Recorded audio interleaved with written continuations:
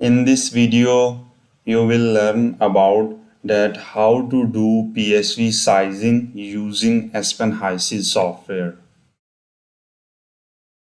In this video, I will focus mainly on major steps to be performed when we use Aspen HYSYS for PSV sizing. In the first step, I have already selected ammonia as a vapor stream on which I will install a PSV. So the surface of my PSV will be ammonia vapor, and I have already selected as a stream in the Aspen HYSYS. I'm not mentioning here that how to select that stream. So the first step for the PSV sizing will be that how to select the scenario of the PSV. Here are number of the scenarios you have to select based on your case. Based on the scenarios I have already mentioned detailed in my first video. You can see my video and I will also put the link of that video here. So as a first step, you select the type of the scenario that might be fire, blocked outlet, exchanger tube rupture, or control valve failure.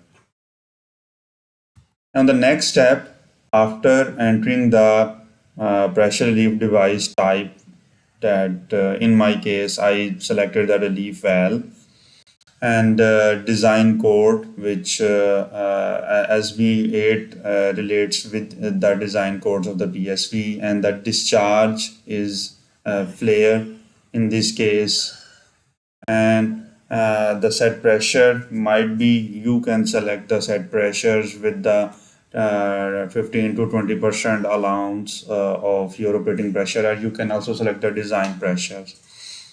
While for the main the purpose of the step 2 is to select the relief valve type, that it is either a conventional type or a balanced bellows or the pilot operated.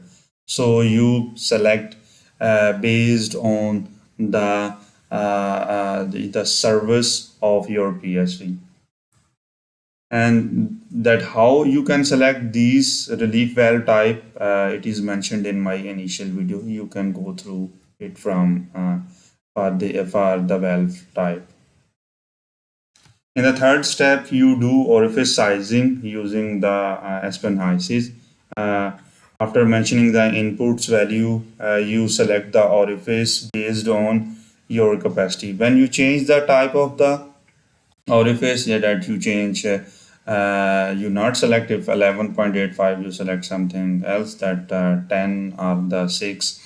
And similarly, there are K types, there are R types. So it directly linked with the capacity of the PSV. And the fourth step is the line sizing of the PSV inlet and outlet line size. You put the initial value of the size of the line, and then you enter the length of the inlet and the outlet line and the elevation. In this case, I put the elevation 1.2. It means that the equipment on which the PSV will be installed is somewhere at the ground floor, and its a discharge line elevation is 25 meter. It means that the PSV will went off the vapors at the height of 25 meter. So the selection of the discharge line height and the length is critical, and it depends upon your the output results. Here on the right screen you can see that the differential pressure and the rho v square. So the differential pressure must not be so high, and it corresponds to rho v square. That rho v squares, if it is on the higher side, it will create the vibrations when the PSV will be operated. This is the API standard template of PSV, the PSV data sheets, which shared the detailed information of a PSV. You can easily download your PSV data sheet from the Aspen HYSYS when once you have completed your sizing calculations. It contains the general value information, the materials information, the service conditions, its temperature, pressure, its discharge vent line, dia, and length, orifice, the standard orifice values, and the bottom of this data sheet you put the some keynotes for the vendor. The other tools which can be used for PSV sizing are InstoCalc and some customized Excel sheets which can be easily download from the internet.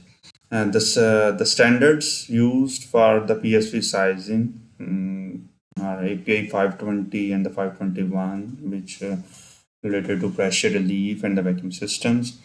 API 537 are related to flare systems, and API 526 are the orifice sizes during the PSV's calculations.